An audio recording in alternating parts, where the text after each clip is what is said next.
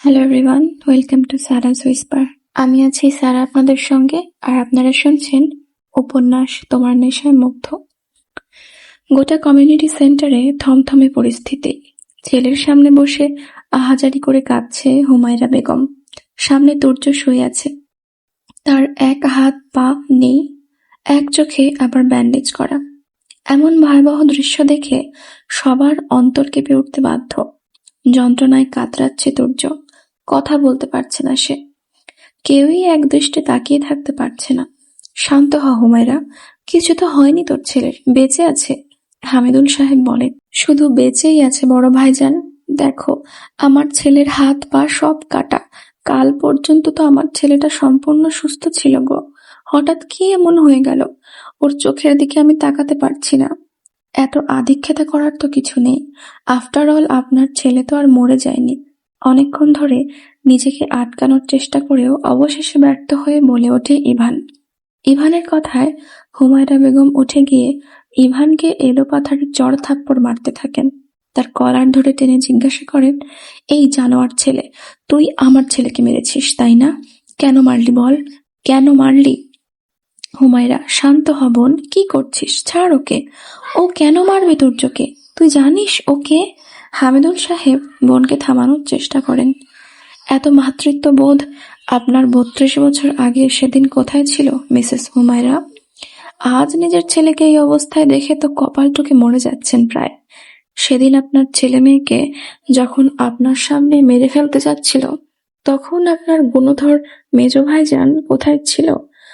আর আপনার মাতৃত্ববাদী বোধই বা কোথায় ছিল? পেটে তো তাদেরকেও ধরেছিলেন ৯ মাসের জন্য। একটা বারও কি মন চায়নি রুখে দাঁড়াতে? কি করে পেরেছিলেন সেদিন চুপ থাকতে বলুন? ইভানের কথায় থ হয়ে গেছে হুমায়রা বেগম। হামিদুল সাহেবও ওখানেই উপস্থিত সবাই। ইভান বাবা, তুমি কি করে জানলে এসব কথা? এ কথা তো তোমার জানার কথা না। হামিদুল সাহেব বলেন, নিজের বোনকে জিজ্ঞেস করুন আব্বু। কেন নিজের ফুর্তি মারার সময় ফুর্তি মেরে দায়িত্ব নেওয়ার সময় পিছিয়ে গিয়েছিলেন উনি। প্রেমিকের সাথে বিছানায় শুতে লজ্জা লাগেনি, কিন্তু ফলস্বরূপ যখন বাচ্চা আসে তখন তাকে জন্ম দিতে লজ্জা লেগেছিল কেন? প্রেম করার সময় মনে হয়নি ওনার আব্বাজান মেনে নেবেন না? নাকি মজা মারতে মজা লেগেছিল ওনার? এই ছেলে, কি সব বলছো তুমি? তুমি আমাদের মুগ্ধতার স্বামী, তাই চুপ করে আছি। তার মানে এই না তুমি যা ইচ্ছে তাই বলে যাবে? বলে উঠলেন মুগ্ধের ফুফা অর্থাৎ হুমায়রা বেগমের স্বামী। সেটা আপনি আপনার স্ত্রীকে জিজ্ঞাসা করুন। আমি যা ইচ্ছা তাই বলছি, নাকি যা বলছি তা ঠিক বলছি? কি ব্যাপার হুমায়রা, তুমি কিছু বলছো না কেন? এই ছেলেটা কি সত্যি বলছে? বড় ভাইজান, আপনি চুপ করে আছেন কেন? মুগ্ধের ফুফু বলে উঠল, কে কে তুমি? এত কথা তুমি জানো কি করে? হুমায়রা বেগম বলেন, আমি সে ব্যক্তি যে আপনার ছেলের এই অবস্থা করেছে। আর তাছাড়াও আমার আর একটা পরিচয় আছে। আমি সেই ছেলে যাকে আপনিও আপনার বাড়ির লোকেরা জন্মের পর মুখে নুন দিয়ে মেরে ফেলতে চেয়েছিলেন। ইভানের কথাটা যেন ঘরের মধ্যে বোমার ন্যায় ফেটে পড়ল। আর একটা কথা, আপনার ছেলেকে বলবেন যেন আর কোনোদিনও আমার মুখের দিকে নজর না দেয়। এবার প্রাণটুকু নিয়ে ফিরেছে, পরের বার হয়তো নাও ফিরতে পারে। ইভান সানগ্লাস পরে হনহন করে বেরিয়ে যায় সেখান থেকে।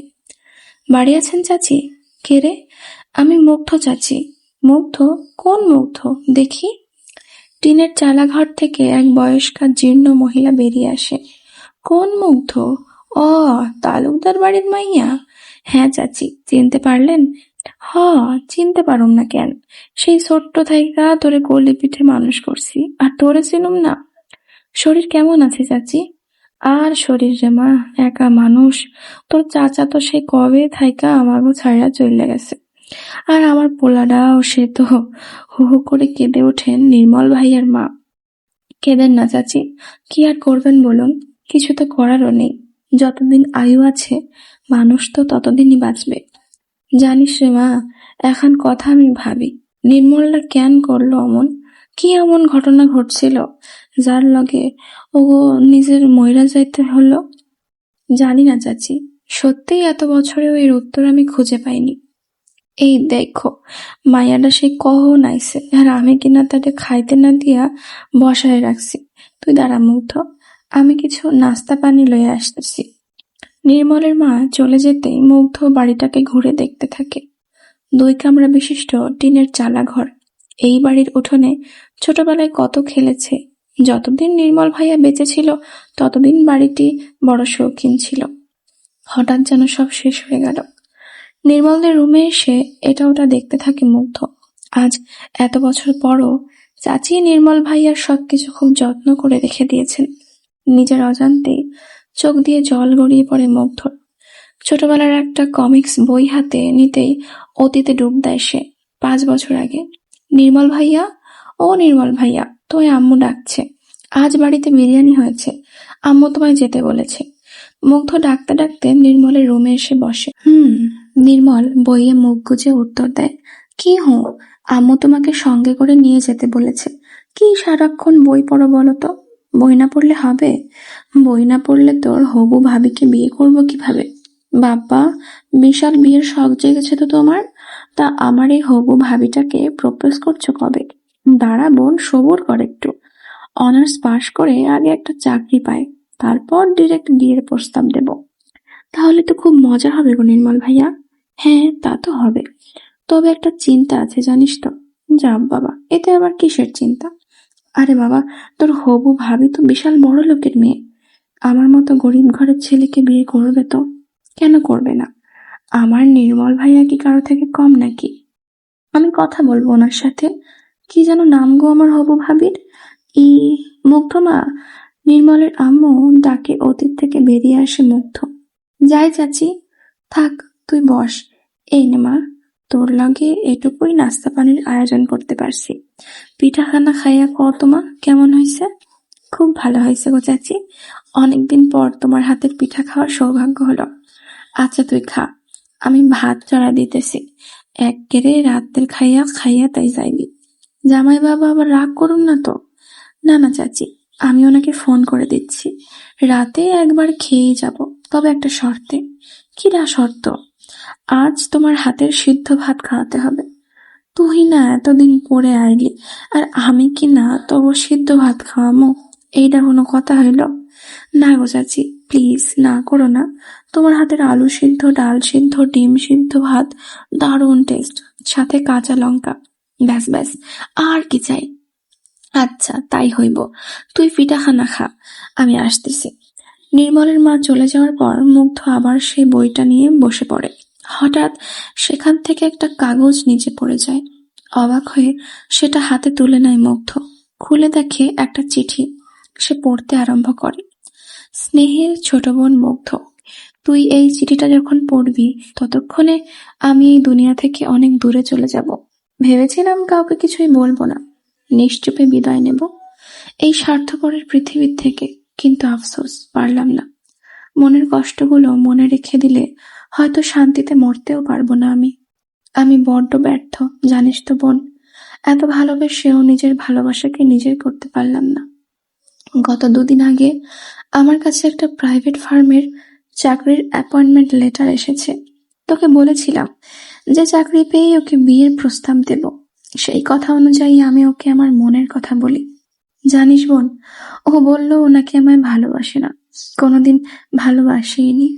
কিন্তু তারপর ও যা আমায় বলল সেটা শুনে যেন মনে হলো আমার গোটা জীবনটাই মিথ্যা। ও বলল ও নাকি আরফিনের সাথে রিলেশনে আছে বিগত 10 মাস ধরে। জানিস, সেই মুহূর্তে আমি নিজের কাউকে বিশ্বাস করতে পারিনি। আমার ভাই সম বেস্ট ফ্রেন্ড কিনা আমারই ভালোবাসার মানুষের সাথে প্রেমের সম্পর্কে আছে। আমি ওর কথা বিশ্বাস করতে পারিনি।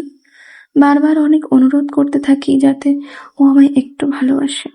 তখন ও আমায় ওর আর আরফিনের কিছু ছবি দেখায়। ওই ছবিগুলো দেখে বোঝাই যাচ্ছিল ওরা একে অপরের কতটা ক্লোজ। আমি বলে বোঝাতে পারবো না সেই মুহূর্তে আমার ভেতরে কি হচ্ছিল। আমার বুকের ভেতরটা কিভাবে ভাঙচুর হয়ে যাচ্ছিল। আমি গিয়ে আরফিনকে জিজ্ঞাসা করি যে ও কেন করলো এমন আমার সাথে। তখন জানিস ও কি বলল?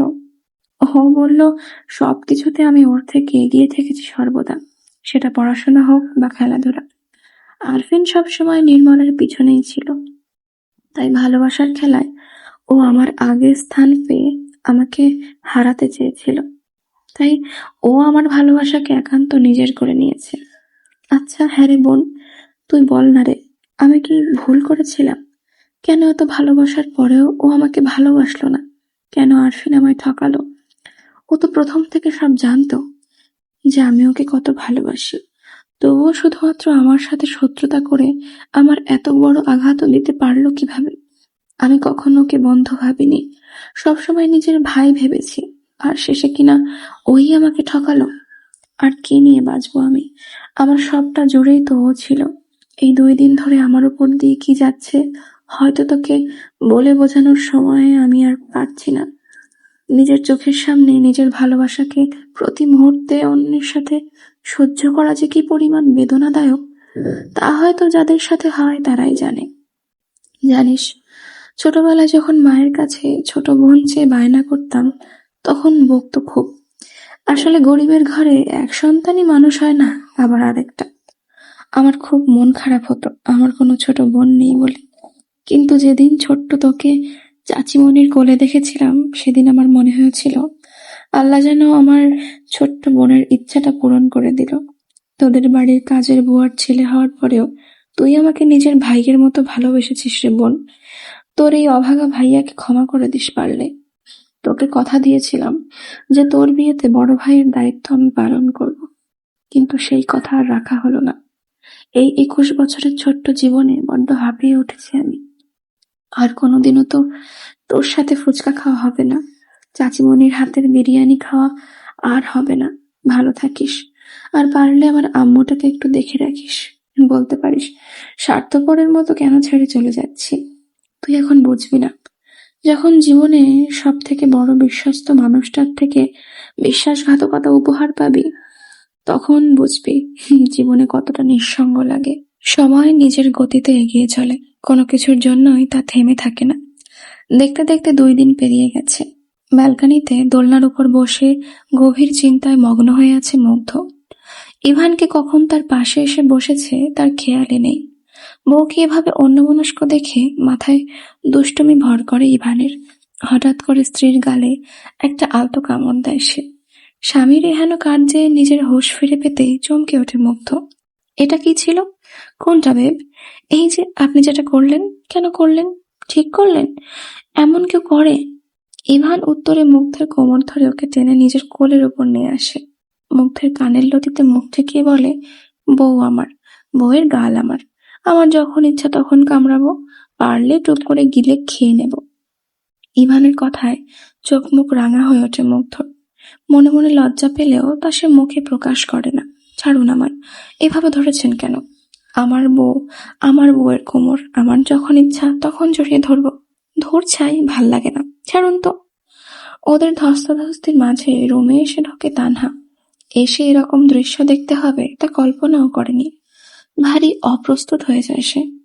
বউয়ের সাথে খুনসুটির মাঝে সেদিকে চোখ পড়তেই ভ্রু কুঁচকে আসে ইভানের। তানহা তুই? ইভানের কথায় তার চোখ অনুসরণ করে তাকায় মুগ্ধ। তানহাকে সেখানে দেখে গা পিত্তি জ্বলে ওঠে তার। এত বেহায়া কেন এই মেয়ে? জানে না অন্যের রুমে ঢুকতে গেলে নক করতে হয়? হ্যাঁ, তোর সাথে একটু কথা ছিল, বাইরে আয়। দাঁড়া, যাচ্ছি। ইভান মুগ্ধকে সরিয়ে উঠতে নিলেই মুগ্ধ আরো শক্ত করে গলা জড়িয়ে ধরে ইভানের। কোলেই বসে থাকে। কি হলো বেব, নামো। আমি নামবো কেন? আপনাদের কথা বলার এভাবেই বলুন। মুগ্ধের কথায় ইভান হতভম্ব। কি বলে এই মেয়ে? মুগ্ধ, কি হচ্ছে? তানহা সামনে দাঁড়িয়ে। নামো, ওর দরকার আছে। এমন কি দরকার যে বউয়ের সামনে বলা যাবে না? কিছু কথা তো থাকতেই পারে মুগ্ধতা, সবকিছু কি সবার সামনে বলা যায়? তানহা বলে। তানহার কথায় মুগ্ধর কাছে কেমন পিঞ্চের মতো শোনালো। আপনার সাথে ইভানের এমন কোনো কথা থাকতে পারে না তানহা আপু, যেটা আমার সামনে বলা যাবে না। আর যদি থেকে থাকে তাহলে বলতে হবে আপনার উদ্দেশ্য ভালো না। মুগ্ধতা, চিৎকার করে তানহা। তানহা, তুই মুগ্ধের উপর গলা তুলছিস? ইভান বলে। আর ওই মেয়ে আমাকে কি বললো সেটা তুই শুনলি না ইভান? তোর কি বলার আছে বল। তোর বউ না বড্ড বেহায়া মেয়ে, অন্যের সামনে কেমন তোকে বরের সাথে ঢলাঢলি করছে। তা আপনি যখন বিনা অনুমতিতে এক বিবাহিত দম্পতির রুমে ঢুকলেন, তখন আপনার এটা মনে হয়নি যে স্বামী স্ত্রী ঢলাঢলি করতে পারে? মুগ্ধ বলে, আমি আগেও কখনো এই রুমে আসিনি অনুমতি নিয়ে। তানহা বলে, সেটা আগের কথা ছিল। তখন ইভান সিঙ্গেল ছিল, এখন উনি বিবাহিত। আমিও ওনার সাথে এই রুমে থাকি। এটা আপনার খেয়াল রাখা উচিত ছিল। মুগ্ধ ইভানের কোল থেকে উঠে দাঁড়ায়। তোর বউ আমার কথা শোনাচ্ছে, আর তুই কিছু বলবি না ইভান? মুগ্ধ ভুল কিছু বলেনি তানহা, তোর কি বলার আছে সেটা বল। তানহার আগে ফুঁসতে থাকে, ইসহাক ও ইশরাত এখানে কিছুদিন থাকবে, আমাকে ফ্রান্সে যেতে হবে তাই। কেন? আপনার ছেলে মেয়ে এখানে কেন থাকবে? আপনি আপনার সঙ্গে নিয়ে যান দরকার পড়লে। মুগ্ধ ফট করে উত্তর দেয়, ঠিক আছে, মমের সাথে রেখে যাও ওদের। ইভান বলে তানহাকে, ওরা ওদের পাপার সাথে একই রুমে থাকতে চায়, সেটা সম্ভব না। বাচ্চারা জেদ করছে ইভান, আর প্রবলেম কি আছে? এখানে শোয়ার জায়গা নেই। কেন? তুই আর বাচ্চারা খাটে শুয়ে পড়বি, আর মুগ্ধ তার সোফায় বা অন্য রুমে শোবে। আর তাছাড়াও কয়েকটা দিনেরই তো ব্যাপার, কি এসে যায়। ঠাস, অনেকক্ষণ ধরে তোর ঔদ্ধত্য বরদাস্ত করছি, তোর সাহস কি করে হয় আমায় আর মুগ্ধতাকে আলাদা করার চেষ্টা করতে? তুই আমায় মারলি ভান। একটা থাপ্পড় অনেক কম ডোজ তোর জন্য। যখন তোর দরকার ছিল তখন আমি তোকে সাহায্য করিনি? তোকে বিয়ে করে ইসরাতকে বাবার পরিচয় দিইনি? আর প্রতিদান তুই কি দিয়েছিস? আমার থেকে মুগ্ধকে আলাদা করতে চাইছিস কেন? তুই কেন এত সবসময় মুগ্ধ মুগ্ধ করিস বলতো? ও আমার স্ত্রী, স্ত্রী তো আমিও ছিলাম। কই, কখনো তো আমাকে নিয়ে কোনো আদিক্ষেতা দেখাসনি।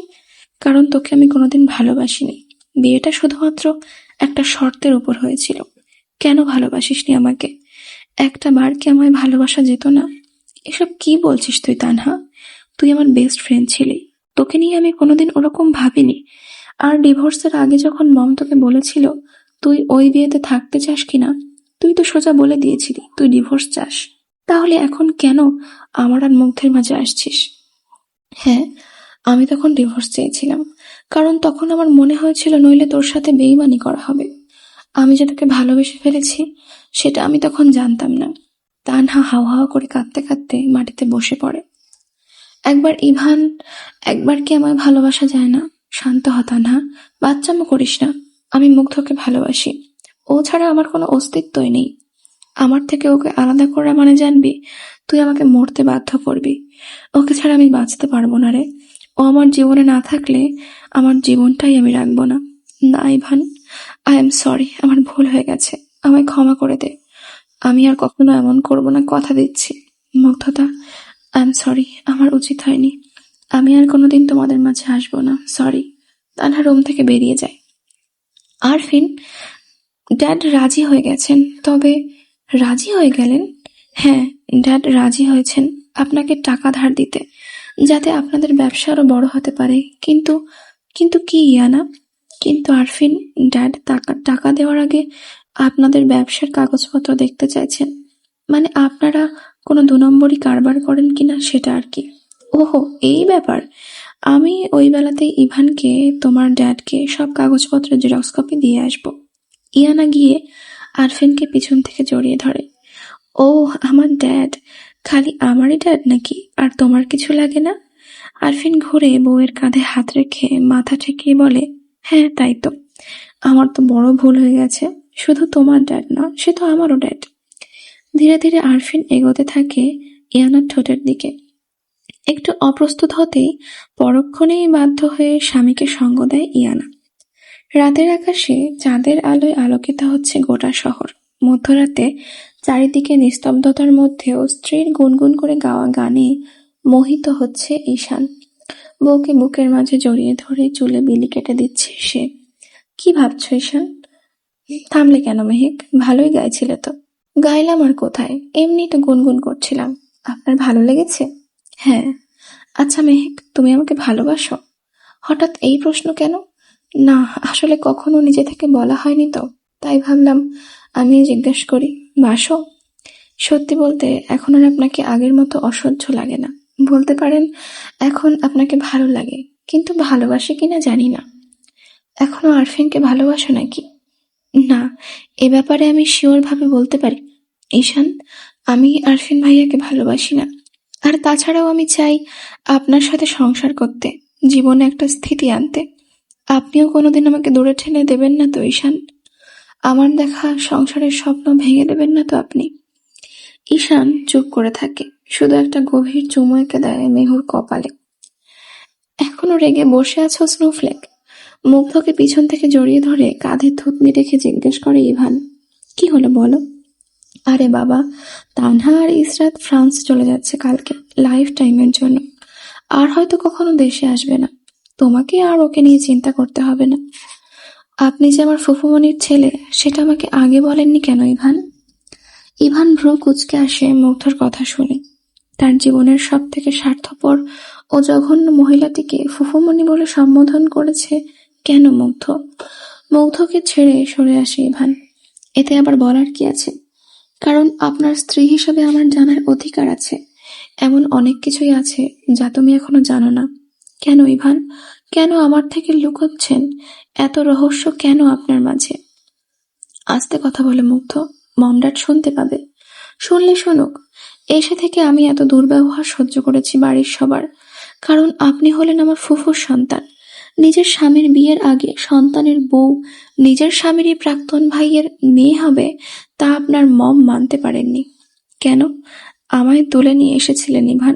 কেন আমায় বিয়ে করেছিলেন? ইভান রাগে মুগ্ধের চোয়াল খামচে ধরে, তাকে ঠেলতে ঠেলতে দেয়ালে চেপে ধরে। এক কথা বারবার কেন বলো মুগ্ধ? আমি তোমায় ভালোবাসি, বোঝো না তুমি? তাহলে বলুন, আপনাদের জেলেকোঠার ঘরে ওই আপুটা কি করে এলো ইভান? ইভান অপ্রস্তুত হয়ে পড়ে। মুগ্ধকে ছেড়ে সে সরে আসে। কোন আপু? একবার তো বলেছি ওখানে কেউ ছিল না। ওখানে আমার নির্মল ভাইয়ার হত্যাকারী ছিল। মুখ সামলে কথা বলে মুগ্ধ। কে তোমার নির্মল ভাইয়ার হত্যাকারী?